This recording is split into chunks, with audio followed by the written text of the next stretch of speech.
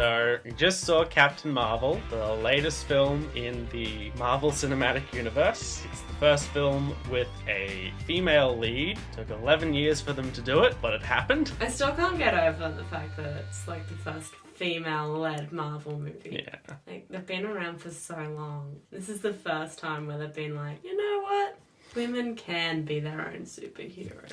Do you remember the plot? So there's the race called the Kree, and they have these super warrior heroes. Captain Marvel, our title character, is one of those, pretty much. So the Kree fight this race of aliens called the Skrull, and they can transform, so shapeshift, into any other object or person or thing that they've seen. And somehow they all end up on Earth, the Kree, the Skrulls, and Captain Marvel. And then shenanigans ensue. Shenanigans is a good word for it, I guess.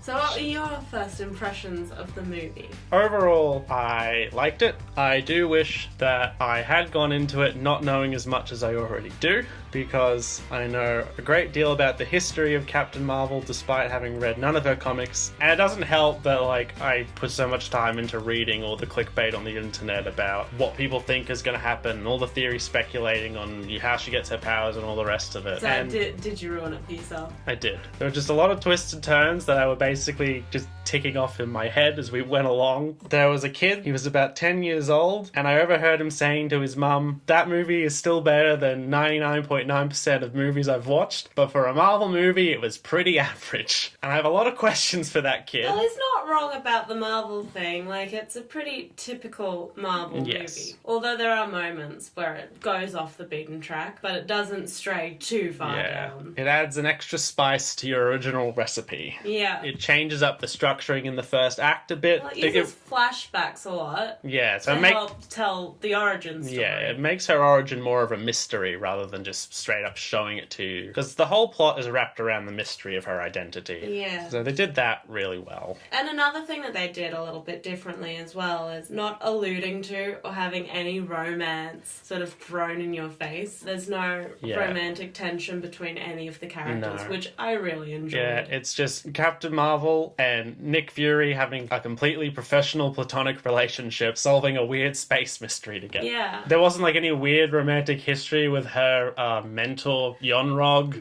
No one was trying to get in anyone's pants. No one brought it up. Everyone was just getting on with the job. Yes. Any other first impressions from you? Well, watching it on International Women's Day, I thought was fantastic, because obviously I'm already thinking about all like the feminist theories and all the rest behind it, and seeing like the female empowerment message going on was really positive to see. I also enjoyed the allusions to immigration, racism a little bit. No, I enjoyed that bit because it was a really nice twist for me, because it helped elevate the film, and the Marvel Phase 3 movies have been really good at including stuff like that, like Thor Ragnarok and Black Panther. Guardians of the Galaxy Volume 2 did it a little bit with Ego. Yeah, so but the whole who is the actual enemy, and it's quite poignant at this point in time in global politics, so that was really nice to see. No, it was pretty good. I was here thinking this was just going to be a fun space adventure and everything was just going to be average and ordinary, and then it suddenly did that. I think it sort of came out of left field for this movie. You're not expecting this second layer. There was also the moment where everyone's telling her that her emotions are what are ruining her powers. Yeah. And that she needs to control her emotions if she wants to control her powers properly. And then at the end, she uses her emotions to enhance her powers. So that was very nice. Yeah. Don't need no toxic masculinity. Yeah. Emotions are valid and can make you even stronger. What did you think of Carol Danvers, of Captain Marvel? Yeah, she was a good character. I liked her. She was quite well-rounded. I don't think that there was much in the way of character development going on throughout her story. They didn't really need it because she was more so just remembering who she was. But that didn't really affect her in the end.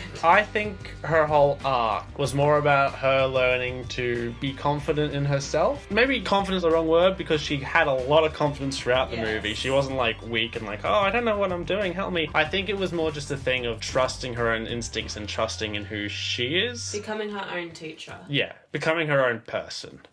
You're not wrong in that it kind of gets a bit muddled, again, because she is so headstrong throughout the entirety of the thing anyway. So it doesn't really come across that she ever really needs to figure this out. Yeah, but I do like her powers, and I do like her motivation. And just in general, I think that she's a fairly strong and well-rounded character. I think my big issue at the start was that they were going to go too far with the masculine traits and the quippiness. And a big problem I have with a lot of female characters in movies like this is that typically, if you want to portray a female as heroic, you portray her as uber masculine. Everyone kind of falls on that crutch when they write a female character. But I think that they get away with that in this movie, because as the movie progresses, she does end up showing more typical female traits. That's why I kind of let it slide here a bit more. Especially since the villains are all these big, tough, stereotypical heroes. Nick Fury is in it.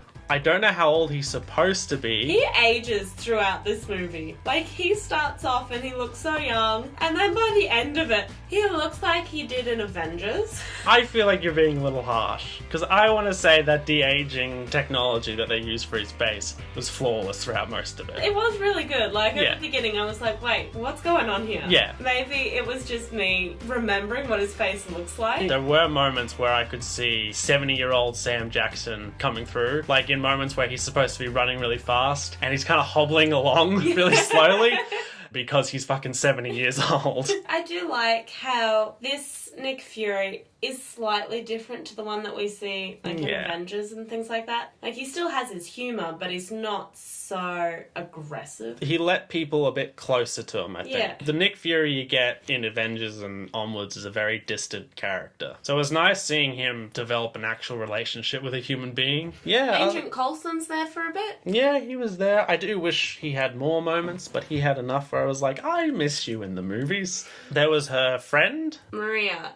She seems cool. She really helped me get Carol more. Yes. Because the second she turned up was the second Carol became a lot more human. That's very true. I was fully expecting them to kill her off and use her as like motivation. And when they didn't, I was like, good work. Yes. For once, someone didn't use a character death as motivation. And she shows off some incredible skills. Yeah. I want to talk about the Kree characters and the Skrull characters, and I don't know how much I can talk about them without getting into spoilers. But the Kree characters felt like they were trying to give them some personality, but it was very fleeting, and it didn't really do much to flesh them out beyond being soldiers. Jude Law's character, Yonrog, something felt off like straight away about him. Is that the guy with the yellow eyes? Yeah. Yeah, he made me uncomfortable from the get-go. Yeah. He played the typical mentor character, but at the same time, like, the advice he was giving her at the start was like, this is both useful but bad advice. Yeah. You know? Also, the fact that he keeps going on about that if you are as good, you should be able to beat me without your powers. But it's like, that's part of who she is. The Skrulls themselves, the lead Skrull, played by Ben Mendelsohn, is the only one with any personality, and the rest are all just kind of there. Yeah, I could not tell you the difference between any of them. No. Are there any other characters we want to talk about? Sorry? The driving force of the whole movie. Captain Marvel. No. Yes. Well, again, I don't think I can say much about Captain Marvel without spoiling things in this movie. True. Captain Marvel is in it, and there's a group of you that are gonna really love the twist they put on the character of Marvel, and there's a whole nother group of you that are gonna lose your shit for no reason because you're a bunch of man babies. Just putting that out there.